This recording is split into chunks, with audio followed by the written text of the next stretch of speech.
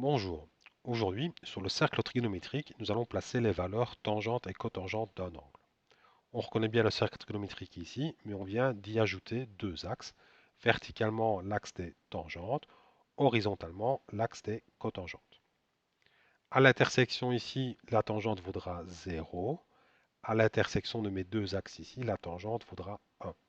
Pour ce qui est des cotangentes, voici la cotangente nulle. Pareillement, à l'intersection des axes, la valeur cotangente égale 1. Voyons ensemble alors comment le déterminer. Nous avons vu que la tangente peut être définie comme le rapport entre le sinus et le cosinus. Le cosinus est au dénominateur ici, ce qui va me faire naître une condition d'existence. Celle-ci est cosinus A différent de 0 pour éviter la division par 0.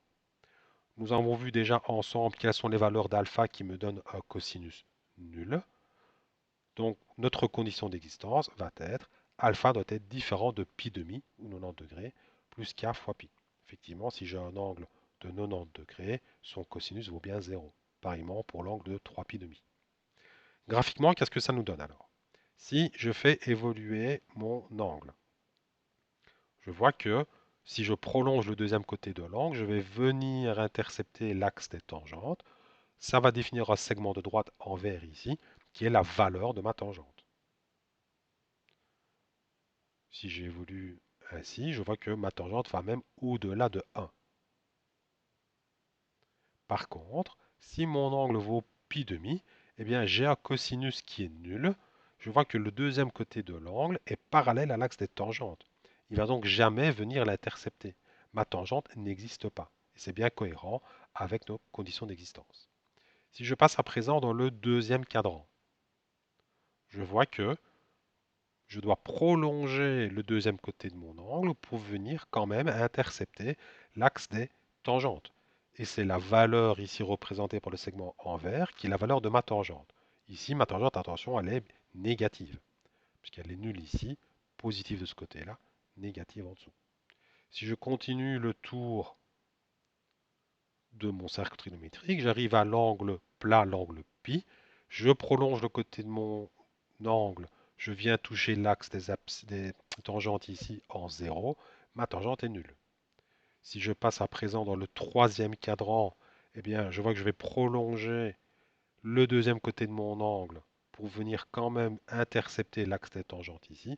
C'est le segment en vert du côté des positifs qui représente ma tangente. Je continue le tour, j'arrive à 3 pi demi. Pareillement, ici, le cosinus vaut 0, donc ma tangente n'existe pas. Je passe enfin dans le quatrième cadran. Je prolonge le deuxième côté de mon angle jusqu'à venir intercepter l'axe des tangentes. Je vois que ma tangente ici est du côté négatif. Nous avons vu donc pour l'angle nul, la tangente vaut 0. Pour l'angle pi demi, la tangente n'existe pas. Pour l'angle plat, l'angle pi, la tangente vaut toujours 0. Pour 3 pi demi, la tangente n'existe pas. Pour l'angle 2π, ou le tour complet, la tangente vaut 0. Autre valeur particulière, si mon angle vaut 45 degrés ou pi sur 4, eh bien, ma tangente vaut 1. C'était tout pour les tangentes. Voyons à présent de la même manière pour les cotangentes. Nous avons défini ensemble la cotangente comme étant le rapport entre le cosinus et le sinus. C'est le sinus qui est au dénominateur ici. De la même manière, attention, condition d'existence, mon sinus doit être différent de 0 pour ne pas avoir une division par 0 ici. Nous connaissons les valeurs de l'angle alpha qui nous donnent un sinus nul. Ce sont toutes les valeurs de l'angle qui vaut k fois pi, puisqu'effectivement, si par exemple k vaut 0, c'est l'angle 0 pi, je vois bien que j'ai un sinus nul. Pareillement, de l'autre côté, pour l'angle plat. Graphiquement, alors qu'est-ce que ça donne? Pour trouver la cotangente, eh bien, comme pour la tangente, je vais prolonger le deuxième côté de mon angle jusqu'à venir intercepter l'axe des cotangentes. C'est le segment en rouge ici qui représente la valeur de ma cotangente. Faisons à présent le tour du cercle trigonométrique. J'ai toujours bien des valeurs positives pour ma cotangente.